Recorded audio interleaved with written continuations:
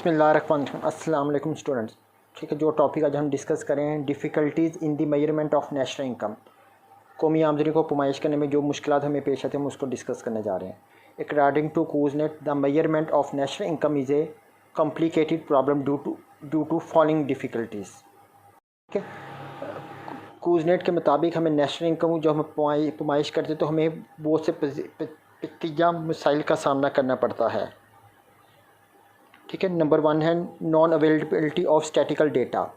It is very difficult to collect information about income received from informal sector like workshop, mechanical works, services of laymen, etc. Income received by such services are not normally recorded.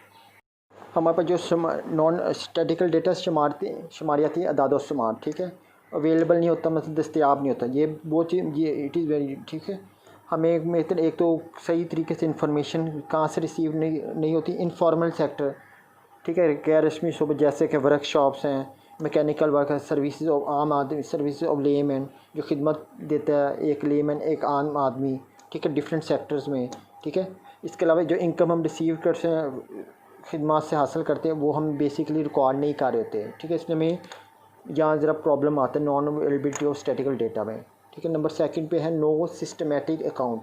ठीक है, इसके लिए हमारे लिए पास कोई मुनज़्ज़म कोई account नहीं होता। ठीक है, several people especially in rural areas and urban areas informal sector do not keep any systematic record of their income.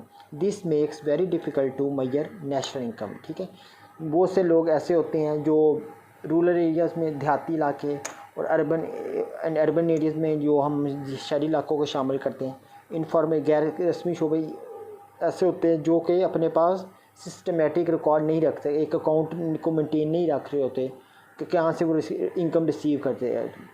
ठीक है, जिसकी वजह से हमें ये होता है कि नेशनल इनकम को पुमाइश करने में हमें बहुत ज़्यादा मुश्किलात पेश आती है। नंबर, ठीक है, बार्टर कंजम्पशन। बार्टर मीन चीज़ों का एक्सचेंज करना, चीज़ों का आपस में लेन देन। जो पुराने ज़मानों में हम किसी का गंदम थी, किसी का चावल था, तो हम उसको एक्सचेंज कर लेते थे। चावल के बदले गंदम ले लेते, गंदम के बदले हम चावल ले लेते, उसमें पैसे का अमल दखल नहीं होता था। ठीक है, कंजम्पशन हमारे जो खर्च करते हैं चीज़ों पे। Some of the transactions are done without the use of money, so the exact amount of overall transaction cannot be found.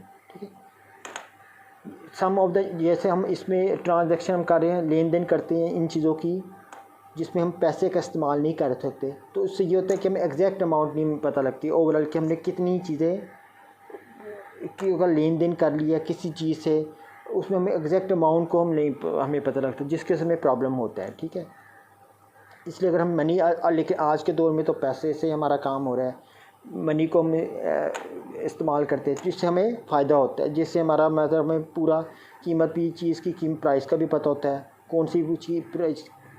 कौन सी प्रोडक्ट कितनी की प्राइस की है। ठीक है, नंबर 4 पॉइंट है हमारे पास डबल काउंटिंग। ठीक है, डबल काउंटिंग में 2 दफ़ा मतलब किसी चीज़ का काउंट हो जाना, जमा हो जाना। ठीक है, किसी चीज़ को हमने जमा, some time the cost of commodity is counted twice और thrice and due to this double and triple counting national income will be over estimated.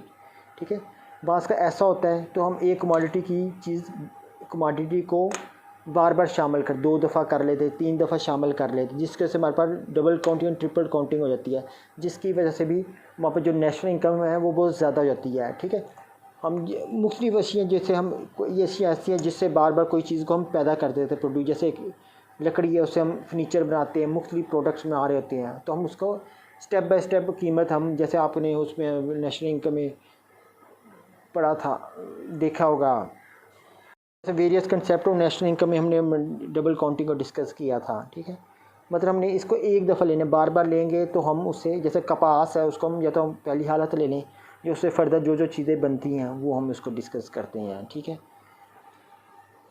Number हमारा 5th पॉइंट है डेप्रीसिएशन प्रॉब्लम।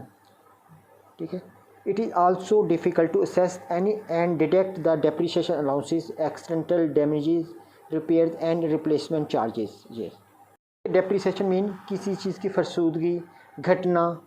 ठीक है, इट इज़ आल्सो डिफ़िकल्ट, ये भी बहुत मुश्किल है कि हम असेस करें किसी चीज़ का कीमत का अंदाज़ा लगाएं और डिटेक्ट करें, कटौती करें द डेप्रीसिएशन अलाउंसेस, मतलब उसकी फरसूदगी या कोई चीज़ हम इस्तेमाल कर, जैसे एक्सीडेंटल चार्जेस होते हैं, रिपेयरिंग है, डैमेजेस हैं, और रिप्लेसमेंट चार्जेस, कोई भी हम मशीन लगाते हैं 1 साल, तो उसके ज़ाहिर सी बात 1 साल में वीयर एंड टीयर चार्जेस आ रहे होते हैं, ठीक है, उसके रिपेयर चार्जेस आते हैं, तो उसको हम हर अपने उसमें से पैसे काटते रहते हैं हर साल ना, हर महीने हर साल के, ठीक है। वो मशीन हमें रिप्लेस भी करनी पड़ेगी, तो उसको हम डेप्रिसिएशन अलाउंस कहते हैं,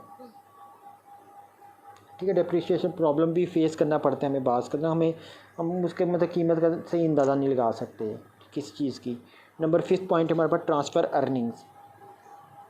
The payments made without performing any economic activity like pension, scholarship, zakat are not properly excluded from national income. Transfer earning की जो हम मुंतकिली की आमदनी होती है, ठीक है, जैसे पेमेंट्स, हमें कौन सी पेमेंट्स जो हम विदाउट परफॉर्मिंग, हम कोई भी काम नहीं करते लेकिन हमें इकोनॉमिक एक्टिविटी नहीं कोई भी करते लेकिन हमें वो चीज़ें मिलती हैं परफॉर्मिंग, जैसे पेंशन, ओल्ड एज बेनिफिट्स हैं जो हमारे सरकारी मुलाजमीन हैं उनको मिलती हैं आफ्टर रिटायरमेंट के बाद पेंशन। इसके अलावा स्टूडेंट्स को स्कॉलरशिप है, ज़कात है, गरीब लोगों को दी जाती है, ठीक है। वो बेसिकली नेशनल इनकम से प्रॉपर्ली हम उसको खारिज नहीं करते, जिसकी वजह से भी हमारे लिए प्रॉब्लम फेस करना पड़ता है नेशनल इनकम को मेजर करने के लिए। नंबर 7 है change in price level. National income is measured in many terms and measuring rod of money does not remain stable. This means that national income can change without any change in output.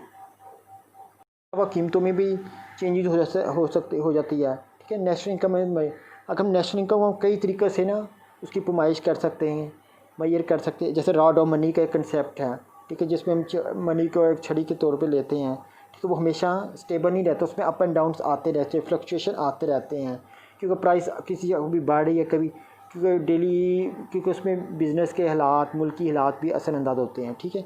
This mean the national income can change without any change in, ठीक है। इसका मतलब ये है कि national income किसी भी वक्त तब्दील हो जाती है बग़ैर कोई भी पैदावार बढ़े, बगैर कोई भी मुल्की हालात ऐसे हो सकते हैं, तो उसमें हमें प्राइस ऑटोमेटिक चेंज हो रही है, ठीक है। इसके अलावा नेक्स्ट पॉइंट हमारे पास self consume production. In rural areas producer directly consume a significant part of output. The value of this self consume production is not normally added in national income. अगर हम देहाती इलाकों में चले जाएँ तो जो प्रोड्यूसर है, पैदा जो चीज़ें कर रहा होता है, वो ज़्यादातर उसमें से एक बहुत ज़्यादा हिस्सा खुद अपने पास आउटपुट का रख लेता है, पैदावार का रख लेता है, ठीक है। तो उसकी वजह से ये होता है जो भी हम चीज़ खुद इस्तेमाल कर रहे थे तो उसका हम ज़्यादातर उसमें नेशनल इनकम में हम शामिल नहीं कर रहे थे, तो उसकी वजह से भी मेरे लिए प्रॉब्लम होता है नेशनल इनकम को मेजर करने में, ठीक है। नंबर हमारे पास 9 नेक्स्ट पॉइंट है हमारे पास income through illegal activities. Some peoples earn income through illegal activities like smuggling, corruption, bribery etcetera. These are hidden and there is normally no information about them, ठीक है। इनकम इलीगल एक्टिविटी, गैर कानूनी सरगर्मियों के ज़रिए हमने पैसा जैसे हम हासिल करते हैं। कुछ लोग ऐसे होते हैं जो इलीगल एक्टिविटी के थ्रू गैर कानूनी सरगर्मियों में हम मुलव्वस होते हैं, जैसे स्मगलिंग है, ठीक है। स्मगलिंग मीन गैर कानूनी तौर पर अशिया की दरामद व बरामद करना, मतलब एक अपनी अशिया को मुल्क से बाहर भेजना और मुल्क से और बाहर के मुल्क से अपने मुल्क में लेके आना, ठीक है, लेकिन उसमें टैक्स ना पे करना, गवर्नमेंट के उसमें शामिल ना होना गवर्नमेंट का, ठीक है, जिससे मुल्क को नुकसान होते हैं। इसके अलावा करप्शन है, बदअनुमानी, ब्राइबरी, रिश्वत, ठीक है, जो कि एक मुल्क के लिए नुकसान दिए, मुल्क की मतलब उससे मुल्क तरक्की नहीं कर सकता, नुकसान उठा रहा होता है, ठीक है। दी ये हिडन एक्टिविटीज़ होती है, गैर कानूनी छुपी हुई सरगर्मियाँ होती हैं, ठीक है, जिसका हमारे पास कोई रिकॉर्ड नहीं होता गवर्नमेंट के पास, ठीक है, जिसकी वजह से हमारे लिए प्रॉब्लम फेस करने पड़ते हैं, ठीक है। इसके अलावा सेवरल जॉब्स, कई तरह के काम हम कर रहे, कई तरह की मुलाजमतें कर रहे होते हैं लोग, ठीक है। Some people do several jobs at the same time and receive much income, then it is very difficult to know the exact amount receive from such different services simultaneously, ठीक है। कुछ लोग मुख्तलिफ काम कर रहे होते हैं, मुख्तलिफ जॉब्स कर, मुलाजमतें कर एक ही वक्त में, मतलब मॉर्निंग शिफ्ट, सेकंड टाइम और कहीं जॉब कर रहे होते हैं, ट्यूशन पढ़ाते और जगह जगह काम कर रहे होते हैं, मुख्तलिफ काम करते हैं।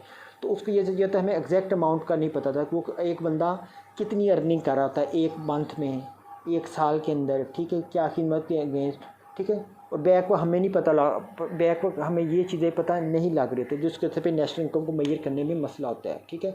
अगर हम अपने मुल्क को तरक्की करना है तो हमें अपने टैक्सीज को पे करना पड़ेगा, टैक्स को पे करना पड़ेगा, टैक्स के कलेक्शन में इजाफा करना पड़ेगा, मतलब टैक्स ज़्यादा हम जमा करवाएं, ठीक है, जो भी गवर्नमेंट ने हम पे लगाया है, ठीक है, तो फिर मुल्क तरक्की करता है। ये चीज़ ये काफ़ी ज़्यादा प्रॉब्लम है, हम लोग टैक्स चोरी अक्सर कर लेते हैं जिसके मुल्क में प्रॉब्लम हो रहा होता है, ठीक है। इसलिए हमें कोशिश करनी है अपने मुल्क की तरक्की में अपना अहम किरदार अदा करें, ठीक है। इसके अलावा कोई भी अगर कोई क्वेश्चन है इससे रिलेटेड तो वो आप कमेंट सेक्शन में हम डिस्कस कर सकते हैं। शुक्रिया।